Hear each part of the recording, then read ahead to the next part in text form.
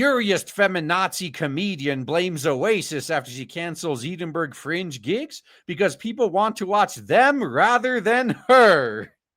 Yeah, this is the free market. Maybe if you were better than them, they'd rather watch you. A stand-up comedian, self-proclaimed, Kate Smurthwaite, has blamed Oasis for having to cancel 2 of her shows when no one turned up to her Edinburgh Fringe gigs. Oh yeah, it has nothing to do with her own lack of talent. Yeah, it's got to be Oasis' fault. The television regular. Oh, there we go. That makes sense. So yeah, she thought she was hot shit because the DEI hires on television they were inviting her to fill a quota. Like, crap, man, we're doing this comedy segment and we got some funny guys, but we need at least one woman. Fine, who's available? Who's the cheapest one we can bring over? Just no, it doesn't matter. Well, we're just going to give her like 2 minutes and send her on her way. But it counts as a TV appearance, right? The television regular 49 describes herself as a left-wing feminazi, atheist, polyamorous comedian and activist. So self-proclaimed walking red flag is performing at the comedy festival, but was yesterday forced to cancel her gigs due to zero audience, literally zero, despite her shows being free. Okay, that is the best part. People would rather pay to go see Oasis than get her shit for free. Yeah, once again, this is the free market in action. Like, look, if you had the option between paying $20 for a gourmet burger or eating a bucket of shit for free, which one would you take? I think the answer is very obvious. The self-proclaimed stand-up said the lack of interest for his show is due to Oasis performing at Murrayfield Stadium in the Scottish capital this weekend. She called on the Gallagher brothers to be more considerate. Yeah, well, haven't you guys considered that there might be other people that want to compete with you and aren't as good as you? Yeah, can you gimp yourselves to give them an unfair advantage? Oasis is not due to perform in Edinburgh until Friday, while Kate's canceled gigs were due to take place on Tuesday. Oh, man. So there's literally no excuse then, is there? How the hell could you even possibly blame them for this one? Oh, yeah, sorry, I can't visit your free alleged comedy bit because in 3 days I need to pay for an Oasis concert. In the video filmed at the Banshee Labyrinth. Oh, at least she's performing in a very appropriately named venue. A free venue in Edinburgh's Old Town. The furious comic films herself in an empty venue and says, I'm still in costume 25 minutes after my show should have started. And this is the Oasis effect. Yeah, Oasis that's not going to be there until 3 days later. So I did a couple of hours flyering as I usually would. And would usually get me a good crowd, and I could tell it wasn't working. Big groups of people in Oasis shirts coming past. No interest in hearing about my show or anyone else's show that was out there. Oh, man. Now would be a good time for some other comedian that was performing in the area to just prove her wrong. Like, man, imagine if some other comedian took a photo of his whole audience full of people wearing Oasis shirts. My show is still working fine. I don't know, man. Have you tried being talented?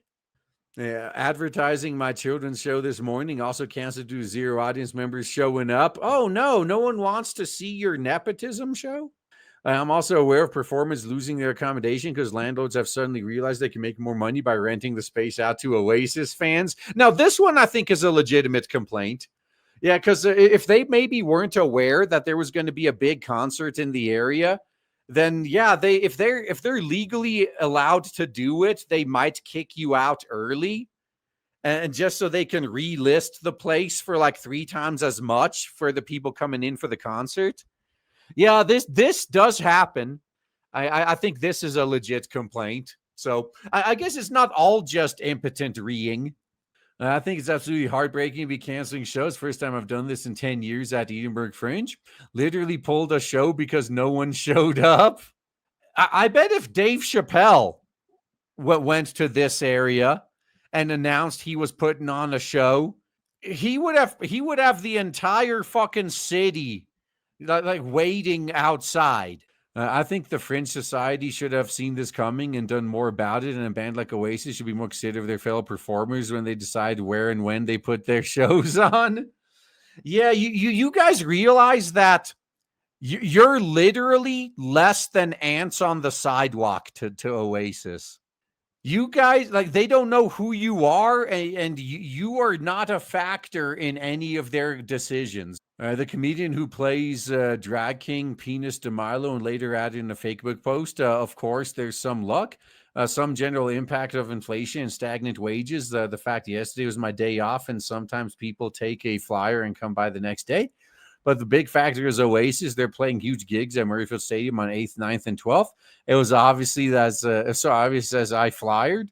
Yeah, so I think that is Brit slang for handing out flyers. So, yeah, you know that scene you see in every single Idol anime when they're just getting started and they're like standing in front of the train station handing out flyers, begging people to come see their show. Now, imagine a bitter old feminazi activist doing that, and it just literally kills all the charm. Like, crap, man. At least if you hired some cute girls to do that for you, you might be able to trick some people into showing up. But no one's going to want to come see you.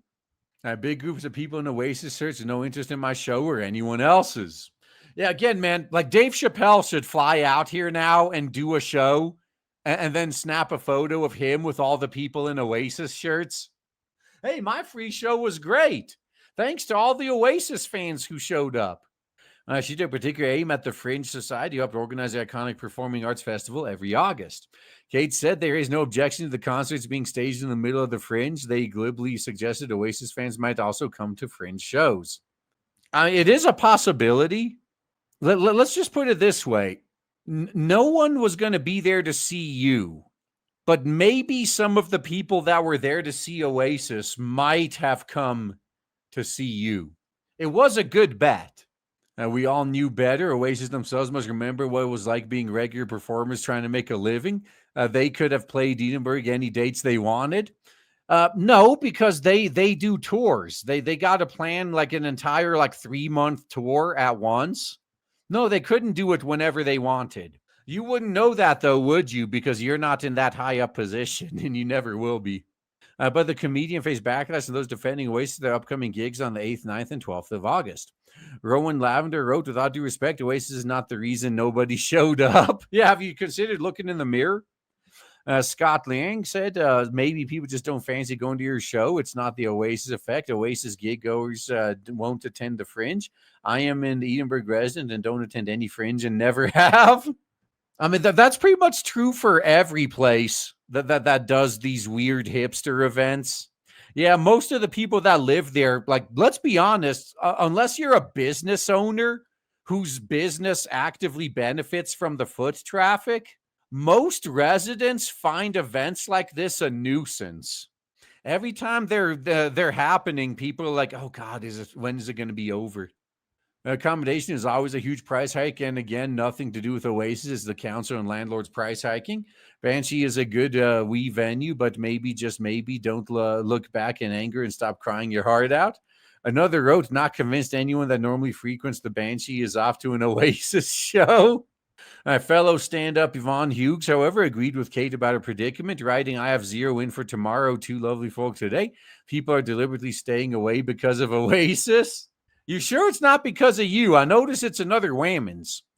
Another performer, Amy Cooper, another Whammons. Said, Jesus, we knew the Oasis effect would be bad, but seeing this is making it more real. Sorry if this has to happen, Kate. Where's your Dave Chappelle's or Jeff Foxworthy's to actually bring in an audience?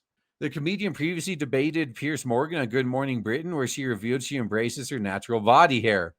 I wonder if she's ever been confused for being a Sasquatch. All right, the debate started with Piers Morgan asking if the women's growing body hair was helping feminazism or promoting laziness. It's definitely promoting laziness, and it's helping everyone else realize what feminazis are all about. And I wanted to ask Kate if she had any problems with men because of it. That's funny how people care about how men will react, but I'm polyamorous and have several boyfriends, so I'm fine, thanks. I call bullshit on that.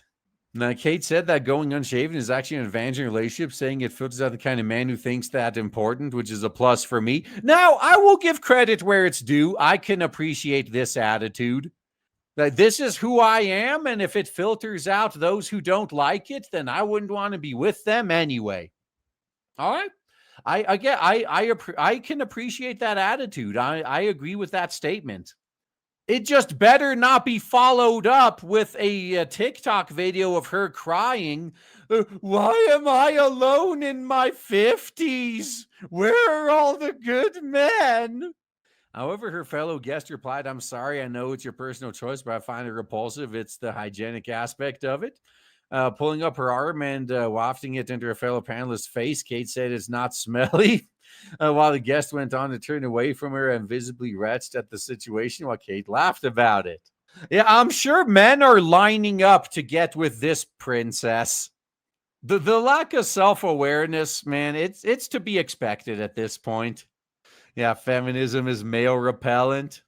Yeah, so they say things like this, right? That, oh yeah, a guy that wouldn't like this, I don't want them anyway. And meanwhile, when men are openly saying they refuse to date woke women, then they had a problem. How dare they be allowed to do that? That's misogynist. Yeah, but doesn't that go against with what you previously said? That you wouldn't want those guys anyway? I guess it's different if it is a guy that she would want. Like we saw that with MGTOW. When it was just a bunch of random quote unquote guys nobody wants anyway, or a bunch of faceless accounts on the internet, women's were laughing it off. Oh, a bunch of incels whining. Don't worry. No one wants them anyway. Just point and laugh. And then people like Henry Cavill started spouting MGTOW adjacent talking points. And now suddenly, oh my God, we need to stop this. Women are in danger. Yeah, once the Chads and the Tyrones started following the MGTOW philosophy, then all of a sudden these women's were like, hey, wait a minute.